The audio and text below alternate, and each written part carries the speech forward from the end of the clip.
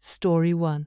Beloved wife cheated on me, and my daughter isn't mine original post. This is going to be a long one. My wife and I were married for 21 years. I figured it was one of those miracle marriages because we barely argued, seemed I always be the best of friends, etc. Well, our 15-year-old daughter received a 23andMe thing for her birthday from a friend. And of course, it said we weren't related. She had me do a swab, as well as her mother and her 14-year-old brother. Only her brother and I seemed to be related. So, I did a paternity test afterwards, and lo and behold, she wasn't my freaking child. My ex-wife cried and pleaded for me to hear her out, but I just went numb to her. It would be one thing to cheat, but to find out the light of my life isn't even related to me killed me. Don't get me wrong, I love my daughter with all of my heart. She's still my daughter no matter what. But what's scaring me most is my seemingly vindictive desires. I've never been like this, and I know it's out of anger, but I want her to suffer so bad. The kids absolutely hate her, which on one end helps that desire, but I know that deep down, she is still their mother, and I don't really want them to hate her. Her parents and siblings all are mortified at her. Her sister hasn't spoken to her in a couple months. We all grew up together, so it hit hard for everyone. Again, this makes me feel great, which in turn scares me, because I don't actually want her life to go into shambles. But I can't help feel euphoric when I learn something and her life is falling apart. Both children are living with me, as they don't view their mother in a favorable light at all right now. I'm thinking about having the talk about them going to talk to her, because as of now, they refuse. The part that breaks my heart the most is that my daughter seems to be overcompensating her roles of a daughter. She makes sure to tell me how much she loves me, and is in essence being the perfect daughter. But I can tell it's because she knows that she isn't biologically mine, but she desperately wants me to know how much she values me. I'm actually going to talk to her tonight about that, to tell her that she doesn't have to act differently. I just really want to know how to shake the sadness and angry, vindictive feelings. I want to move forward as well as help my children move forward, so they can worry about school and being teens. Please, any advice will help. Now for the top advice before reading the update. This situation is way above Reddit's pay grade. You and the children need therapy. ASAP. Having said that, let me offer a few pointers from my own experience. Kids don't care about biology. Your daughter will always see you as her father. I love my 2 stepdaughters as much as my 2 biological daughters. Full stop. But she might be worried about you leaving, as I'm sure she's picking up on the anger you have towards her mother. She might be wishing she could never see her mother again, and then making the jump to assuming you are having similar thoughts, and now could act on them as she isn't your daughter. You absolutely need to reassure her that you are in that dad/daughter relationship with her for the long haul. You need to channel that anger to something productive, or at least not needlessly destructive. Needful destruction could be finally demolishing that old garden wall that's been sitting there for 10 years. Assuming you are in the States, my understanding is that 14 is the age at which most courts will start to take the child's opinion under consideration. You should be consulting with your lawyer, you have one, right, about how you should be handling the children with regards to seeing their mother. In my opinion, you should be assuring the children that if they want to see their mother, that you will understand and not hold it against them, as you shouldn't. Stay strong and channel that anger into something productive. Get therapy. Talk to other infidelity survivors. Don't drink to excess. Start working out if you don't already. Do stuff with the kids, a day at a time. That's how the hurt and anger go away. You just have to distract yourself until enough time has passed. Good luck. Having found out my dad isn't my biological dad, I cannot stress this enough. Get therapy for you and the children. It really messes with your head. It sounds as though you are a loving and wonderful father. I don't necessarily think that anger is harmful as long as it doesn't push you to bad decisions. You should be angry, and that anger will get you through the early part. It will be replaced soon enough, and your children should be angry at her as well. They have grown up with a liar.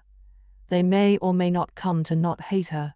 My mother's infidelity in my teens has remained with me for 40 years now. I have no use for her, and she can die alone when time comes. Sorry you have joined us in this club, but there are good and helpful people here. You're still carrying the water for your wife. Stop that. Let the kids decide by themselves when they want to talk to their mother. It's their relationship. Please don't force your teenage kids to interact with their mother. As a child whose father forced him to see his mother, I hated them both for it. I understood why, but it didn't change how I felt. Just like you, your kids need time to process this. Exactly, feeling hatred after something like this is expected and normal. If they eventually forgive her, that's fine, but it's also fine if they don't. This is a huge betrayal. And now for the update. For some clarification, we did talk about it, and it was in the fair. I just didn't want to write that part out because it physically makes me shake with anger to talk about it. My daughter and I are both in therapy. I am taking the advice of my therapist and the many commenters on my last post, and I'm not going to force my kids to talk to their mother. They are old enough to understand the gravity of the situation and have their own feelings about it. Because of this, they will need to take their own time, gathering up how they feel and dealing with it, with any help they need from me, of course. The pain my daughter is going through seems to have healed somewhat. I've gotten her to fully believe that my love for her will never change, and that she will always be my daughter. Her pain seems not to be about our relationship anymore, but her newly found trust issues and trauma from the family being broken apart. She's also confided in me that she feels like it's all her fault, and that if she never brought the kid home, the family would still be together. I hugged her and let her know that none of this was her fault, and that she was only looking to do something fun with the family. She had no idea what would happen, and that she should never blame herself. I've had one conversation with my soon-to-be ex-wife, in which she begged and pleaded with me to forgive her, and that she would cherish me for the rest of her life. She said it was stupid, it meant nothing, and that she regrets it 100%. She also said that she believes our love can withstand it. I told her that if our love was that strong, she wouldn't have felt the need to find comfort in someone else. She is currently staying with her parents. I've communicated with her sister, and apparently she's borderline self-ending. They're trying to get her help, but she refuses, as the only thing she wants to do is see me and the children. Because of this, I'm waiting to serve her the divorce papers. I don't want to add on any more things to destroy her mental health. I've brought up talking to her with my son and daughter, to which they adamantly refused. I'm going to respect their wishes and give them their own time to cope. I have this nagging feeling that she does not actually care about how it made any of us feel, and that she only cares about the fact that she's about to lose her picture-perfect family and the comfortable life that we had, and that it's her fault. I have no desires to try to fix the relationship and move forward. That's all for now. Leave apart the comfort, she had unprotected action, bore another man's child to term, and had you raise her unknowingly. Even if you could dismiss the ex, how could that conceivably mean nothing? Also, the whole "it was nothing" thing bothers me in another way as well. You destroyed all the trust built up over years, knowingly let a man raise a child that wasn't his, and you did it over nothing. The relationship was worth destroying over nothing. First post on this subreddit that left me absolutely speechless. Agreed, some people can be so cruel, man. It's so sad, because that little girl for the rest of her life will have a fear of her father leaving her, because they aren't blood related. No matter how much therapy or time well spent, that fear will never leave her mind. Get ready for the fake self-harm attempt after you serve her with divorce papers. You're right, she's only mad she's going to lose her picture-perfect family.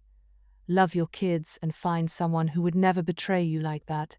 May God bless you in everything you do. I didn't exactly this. The soon-to-be ex-wife is master manipulator. It's just a tool for her to try to make people feel for her. We have seen this way too many times. Story 2. I didn't get cheated on, but he cheated on his wife with me. Why am I so stupid? Honestly, I'm trying not to blame myself for falling for it, because I ignored all the very obvious signs of him just being a manipulative a hole. But I'm just in a really bad place right now, and he knew that. I first had suspicions of him being married was one conversation about his life and past relationships.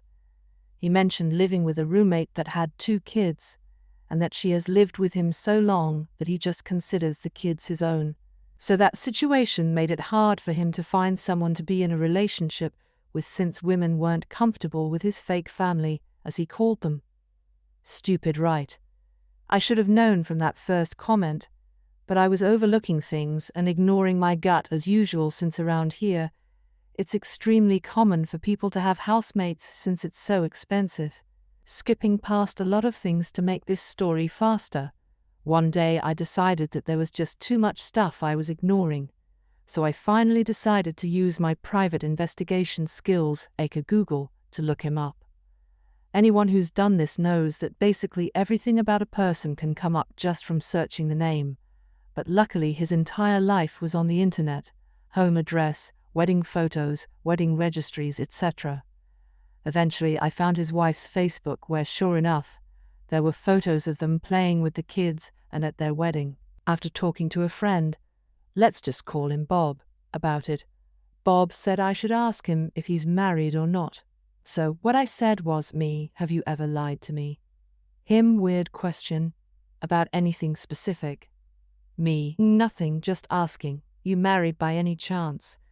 Now this is where all cheaters mess up. Instead of just saying a basic no, he goes on to say, where's that coming from?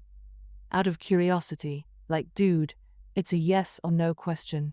Then he goes on to make up some BS excuse, saying how he only married her because she needed insurance for the kids, and that he had divorce papers ready for any time he found someone he wanted to start living with him, and that he hasn't kicked her out yet because he doesn't want to hurt the kids' feelings since they're like his actual kids. And like a freaking dumb idiot, I was like, okay, like I knew that was the dumbest freaking excuse I've ever heard. But I really needed support, so I just kept talking to him. Fast forward to 2 nights ago, I had some crazy dreams. One of me and him at a beach paddle boarding, and then he got dragged under and eaten by a shark too. I don't really remember the second dream, but I know it involved me, him, and his wife. But whatever I dreamed about made me want to Google more stuff. So I found more of his wife's social medias, since her Facebook was private with the exception of a few public profile photos, and sure enough, those kids are the spitting freaking image of this dude, and more wedding photos, and records showing they bought the house together. Anywho, after looking all this up, I finally just told him that I didn't want to speak to him anymore, and all he said was, lol, if that's your decision, like bruh. Conclusion, honestly, I expect to get hate on this post, and I'm okay with that because I really was done with this whole situation. Even though I wasn't in a good state of mind, all of this crap was so obvious, but I still went along with it. But I'm not even sad for myself because I'm young and have a while left to deal with more dramatic relationships. But his wife is going to be stuck with that cheating a hole. I mean, she's really pretty and he's just literally nothing good about him aside from his fake personality. She could do better, and it really pisses me off that he doesn't acknowledge that the kids are actually his, and the fact that he literally refers to his wife as a roommate. That's completely disgusting. I did message her not about the cheating, but simply asking about this arrangement they had so she would get the idea without me having to say it directly. But I don't know if she'll ever see it since her Facebook was private. I don't know how often she uses it, and we're not friends, so I don't know if my message will pop up on her phone. Also, he has read it, so I hope he sees this, and I hope you go screw yourself with a broomstick. Edit. Since this happened so recently, I'm still thinking about it, and honestly, I should have stopped talking to him first time we met up. He tried kissing me, but I didn't want to, and he literally grabbed my face to make me kiss him. He apologized a few hours later via text, but even though he apologized, he kept being forceful with me after this situation. Honestly, I don't know what I was even thinking. I have a low this hell self-esteem, but even I know I deserve better than that. The time where you weren't sure about his marital status isn't on you. Once you found out, you become complicit, and that's when you have to get out of there. How old are you? What's the age difference here? Glad you got out of that situation, but definitely learned to recognize the red flags. I did message her not about the cheating, but simply asking about this arrangement they had, so she would get the idea without me having to say it directly. Just man up and tell her he cheated with you. Any evidence of cheating would only help her in court. Yeah, I have evidence, but I don't think she'll ever see the message I left regardless. It reminds me of a story with a friend of mine. She had an affair with a married guy with 3 kids. She was single. Relationship lasted for like 8 months till she learned that he was married. Of course, the first time I checked on him on Facebook profile pic was him, his wife, and 3 kids. I asked her straight away, "Are you kidding me? You haven't searched for him on social media. His profile pic is him with his whole family. I don't think that you are so naive." After I exposed her, she switched the story to yeah, maybe he mentioned it at some point, but he was about to divorce. My point is that, nowadays with people expose their lives on social media, it's impossible to act so naive. He doesn't use social media, but she does, which is how I found out about everything. That's a life lesson for you. If you haven't done the deep Google search on your partner before becoming exclusive, you're being pretty naive. One of the ladies I dated a few times prior to meeting my wife had 5 divorces. Pleasant enough person, but needless to say, there wasn't a second date.